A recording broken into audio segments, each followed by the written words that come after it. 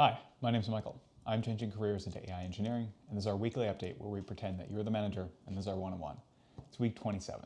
What I did, I wireframed the RAG model, I completed more AWS courses, I did labs on gradient descent and advanced regression models, I made my first Python package, and I applied to UBC robotics teams. What I'm working on, turning my wireframe into a mockup.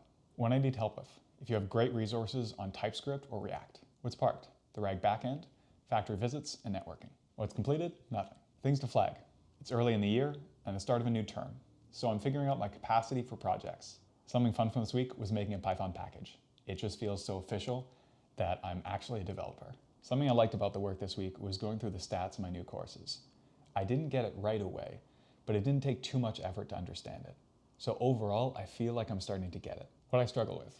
I didn't struggle with too much this week. Something I used to think but now understand better are packages and libraries.